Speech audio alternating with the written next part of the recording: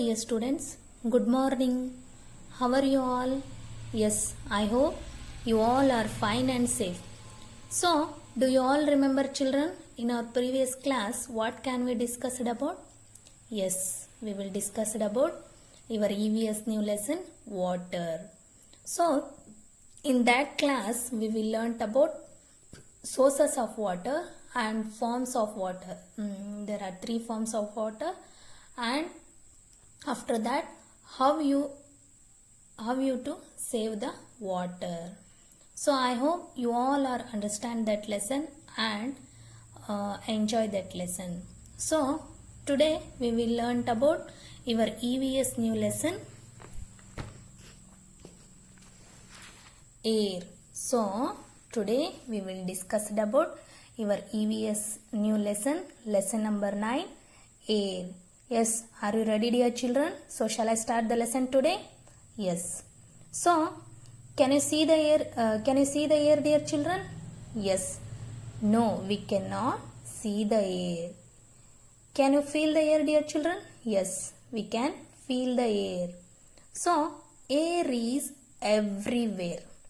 We breathe air. It is necessary for life. We cannot see air, we cannot touch air, but we can feel air. So can you see this picture dear children? Yes, see here, the boy feel the air. Air is everywhere. So air is found in the earth's atmosphere and all around us. So we breathe air through our nose, which goes into our lungs. So our body uses breathe in oxygen and breathe out carbon dioxide. So air is necessary for our life. We are also need air, and it's necessary or a need for our life. So we cannot see the air and we cannot touch the air, but we can feel the air. So the air is made up of different gases. One of these gases is oxygen. So oxygen is one of the most important gases for us and all other living things. We all need oxygen to live. So we cannot live without air. So animals also need air, plants also need air, and we are also need air, and it is necessary for our life. So air means, can you understand dear children? Yes, air means ಗಾಳಿ. ಗಾಳಿ ಏನಾಗಿದೆ, ನಮ್ಮ ಸುತ್ತಮುತ್ತಲೂ ಕೂಡ ಏನಾಗಿದೆ, ಆವರಿಸಿಕೊಂಡಿದೆ. So ಈ ಗಾಳಿನ ಉಪಯೋಗಿಸ್ಕೊಂಡು ನಾವೇನು ಮಾಡ್ತೀವಿ, ಪ್ರತಿ ಕ್ಷಣ ಪ್ರತಿ ದಿನಾನೂ ಕೂಡ ಉಸಿರಾಡ್ತೀವಿ. ಆಮ್ಲಜನಕವನ್ನು ಶುದ್ಧವಾದಂತಹ ಆಮ್ಲಜನಕವನ್ನು ತಗೊಂಡ್ಬಿಟ್ಟು ಕಾರ್ಬನ್ ಡೈಆಕ್ಸೈಡನ್ನು ಅಂದರೆ ಇಂಗಾಲದ ಡೈಆಕ್ಸೈಡನ್ನು ನಾವೇನು ಮಾಡ್ತೀವಿ, ಹೊರ ಹಾಕ್ತೀವಿ. ಸೊ ಗಾಳಿ ಅತ್ಯವಶ್ಯಕವಾಗಿ ಎಲ್ರಿಗೂ ಕೂಡ, ಪ್ರಾಣಿಗಳಿಗಾಗಿರ್ಬೋದು, ಪಕ್ಷಿಗಳಿಗೂ, ಜೊತೆಗೆ ಗಿಡ ಮರಗಳಿಗೂ ಕೂಡ ಏನಾಗಿದೆ, ನೀಡಿದೆ ಅಂದರೆ ಅಗತ್ಯತೆ ಇದೆ. ಉಸಿರಾಡೋದಕ್ಕೆ ಏನು ಬೇಕು, ಗಾಳಿ ಬೇಕೇ ಬೇಕು. ಸೊ ನಾವು ಗಾಳಿನ ಏನು ಮಾಡೋಕ್ಕಾಗಲ್ಲ, ಕಣ್ಣಿಗೆ ಕಾಣಿಸಲ್ಲ, ಅದನ್ನು ನೋಡೋದಕ್ಕೂ ಆಗಲ್ಲ, ಮುಟ್ಟೋದಕ್ಕಾಗಲ್ಲ. ಬಟ್ ಏನು ಮಾಡ್ಬೋದು, ಫೀಲ್ ಮಾಡ್ಬೋದು. ಯಾವ ರೀತಿ ಫೀಲ್ ಮಾಡ್ಬೋದು? For example, you take one balloon and blow the balloon and that you feel that. ಒಂದು ಬಲೂನನ್ನು ತಗೊಂಡು ಅದರೊಳಗಡೆ ಬ್ಲೋನ ಮಾಡಿ, ಬಲೂನ್ ಒಳಗಡೆ ಗಾಳಿಯನ್ನು ತುಂಬಿಸಿ ಅದನ್ನು ಫೀಲ್ ಮಾಡ್ಬೋದು. ಅಂದರೆ ಅದನ್ನು ಹೊರಗೆ ಬಿಟ್ಟಾಗ ಬಲೂನ್ ಏನಾಗುತ್ತೆ, ಗಾಳಿಯನ್ನು ಕಳ್ಕೊಳ್ಳುತ್ತೆ, ಹೌದಾ? ಸೊ ಅವಾಗ ಗೊತ್ತಾಗುತ್ತೆ ನಮಗೆ, ಅದನ್ನು ಫೀಲ್ ಮಾಡ್ಬೋದು ನಾವು. ಇನ್ನೂ ಒಂದು ಸಣ್ಣ ಎಕ್ಸಾಂಪಲ್ ಹೇಳಬೇಕಪ್ಪ ಅಂದರೆ, ಒಂದು ಸ್ಮಾಲ್ ಪೇಪರನ್ನು, you take a small bits of ಪೇಪರನ್ನು ತೊಗೊಂಡ್ಬಿಟ್ಟು ಏನು ಮಾಡಿರಿ, ಅದನ್ನು ಚೂರು ಮಾಡಿ ನಿಮ್ಮ ಅಂಗೈಯಲ್ಲಿ ಹಿಡ್ಕೊಂಡು ಉಫ್ ಅಂತ ಊಬಿ ನೋಡ್ರಿ. ಸೊ ಅದೇನಾಗುತ್ತೆ, ಹರ್ಕೊಂಡೋಗುತ್ತೆ. ಆಗ ನೀವೇನು ಮಾಡ್ಬೋದು, ಫೀಲ್ ಮಾಡ್ಬೋದು. ಸೊ ಗಾಳಿ ಇದೆ ಅನ್ನೋದಕ್ಕೆ ಫೀಲ್ ಮಾಡ್ಬೋದು, ಬಟ್ ಅದನ್ನು ಮುಟ್ಟೋದಕ್ಕಾಗಲಿ ನೋಡೋದಕ್ಕಾಗಲಿ ಆಗೋದಿಲ್ಲ. Okay, given a one classroom activity for your EVS book. So let us see. Let us make a Japanese paper fan as shown in the picture. Wave the fan in front of your face. Do you feel the air dear children? This tells us that we can feel the air. So Can you see this picture, dear children? Yes, see this. So this is a fan, paper fan. So it's made up of Japanese paper. Okay, and it waved the fan in front of our face. On that time we can feel the air.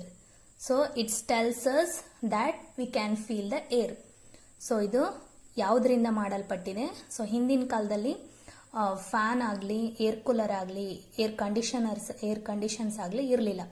So ಅವಾಗೆಲ್ಲ ಜಪಾನಿಯನ್ನರು ಏನು ಮಾಡ್ತಿದ್ರು, ಈ ರೀತಿ Japanese ಪೇಪರನ್ನು ಉಪಯೋಗಿಸ್ಕೊಂಡು ಫ್ಯಾನನ್ನು ತಯಾರು ಮಾಡಿಕೊಂಡು ಬಳಕೆ ಮಾಡ್ತಿದ್ರು, ಗಾಳಿನ ಪಡ್ಕೊಳ್ಳೋದಕ್ಕೆ ಬಳಕೆ ಮಾಡ್ಕೊಳ್ತಿದ್ರು.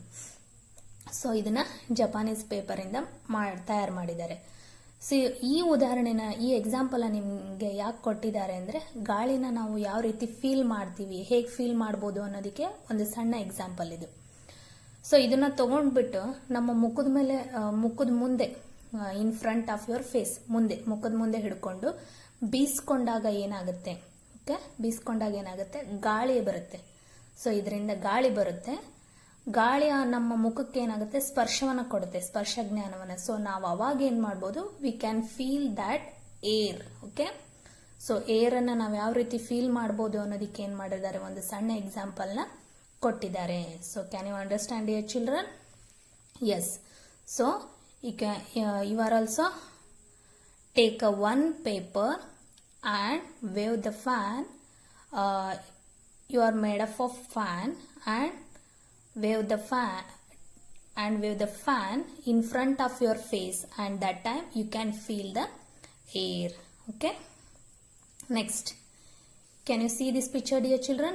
Yes, see here. So this is a tree. Moving the air is called wind. It blows in one direction at a time. When the wind blows gently, it is called breeze. Wind andre, wind means ಗಾಳಿ, breeze means ತಂಗಾಳಿ. So when the air is moving, we are also called a wind, and it blows in only one direction at a time. So when the wind blows gently, it is called as a breeze. ಚಲಿಸ್ತಕ್ಕಂಥದ್ದನ್ನು ನಾವೇನಂತ ಕರಿತೀವಿ, ಚಲಿಸುವಂಥದ್ದೇ ಗಾಳಿ. ಚಲಿಸುವಂಥದ್ದನ್ನು ನಾವೇನಂತ ಕರಿತೀವಿ, ಗಾಳಿ ಅಂತ ಕರಿತೀವಿ. So ಗಾಳಿ ಯಾವಾಗಲೂ ಒಂದೇ ಡೈರೆಕ್ಷನ್ನಲ್ಲಿ ಏನಾಗುತ್ತೆ, ಒಂದೇ ಮಾರ್ಗದರ್ಶನದಲ್ಲೇ ಚಲಿಸುತ್ತೆ. ಫಾರ್ ಎಕ್ಸಾಂಪಲ್, ಗಾಳಿ ಈಗ ಹೊರಗಡೆ ನೀವು ಹೋದಾಗ ನೋಡ್ತಾ ಇರ್ಬೋದು, ಗಾಳಿ ಮರಗಳೆಲ್ಲ ಏನಾಗ್ತಿರುತ್ತೆ, ಬಾಗ್ತಾ ಇರುತ್ತೆ. ಇಲ್ಲಿ ಕೂಡ ಒಂದು ಟ್ರೀ ಕೊಟ್ಟಿದ್ದಾರೆ, ಹೌದಾ, ಬಾಗ್ತಾ ಇರುತ್ತೆ. ಲೆಫ್ಟ್ ಸೈಡಲ್ಲಿ ಆದ್ರೂ ಬಾಗ್ಬೋದು, ರೈಟ್ ಸೈಡಲ್ಲಾದರೂ ಕೂಡ ಏನಾಗ್ಬೋದು, ಬಾಗ್ಬೋದು. ಮೀನ್ಸ್ ಡೈರೆಕ್ಷನ್ ಮೀನ್ಸ್ ಮಾರ್ಗದರ್ಶನ. ಮೂವಿಂಗ್ ಏರ್ ಯಾವ ಕಡೆ ಮೂವ್ ಆಗುತ್ತೋ, ಲೆಫ್ಟ್ ಸೈಡಲ್ಲಾದ್ರೂ ಮೂವ್ ಆಗ್ಬೋದು, ರೈಟ್ ಸೈಡಲ್ಲಾದ್ರೂ ಮೂವ್ ಆಗ್ಬೋದು.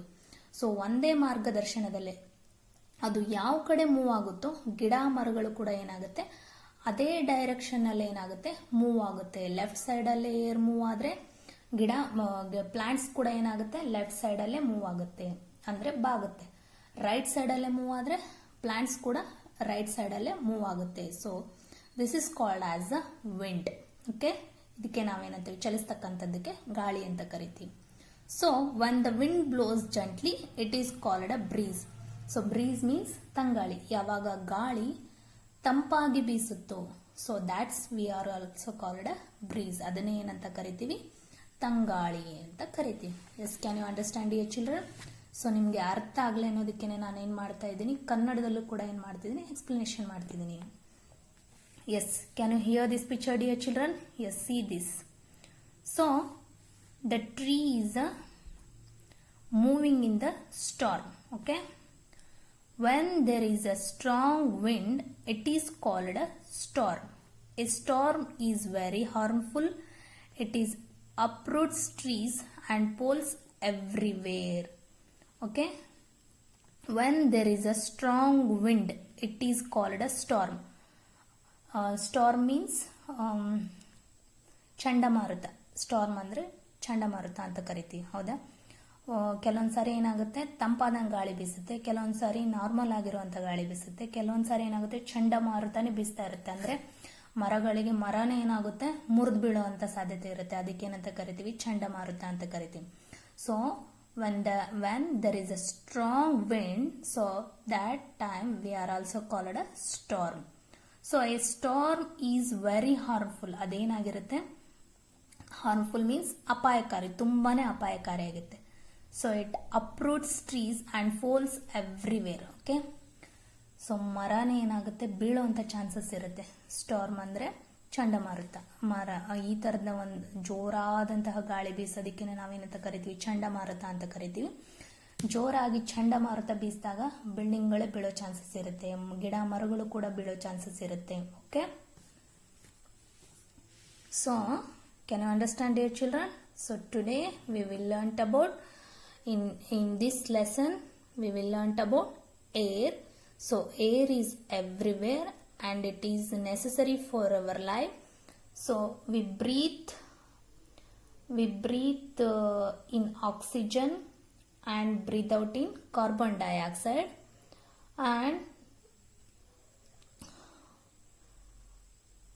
and we are also need oxygen to live. We cannot live without air. And how we can feel the air. Given one example for your Japan classroom activities, like a Japanese paper fan, and that moving air is called a wind, and when the wind blows gently is called a breeze, and we are also learnt about a storm. Okay, so in the next part we will learn about in our next class. Okay, thank you.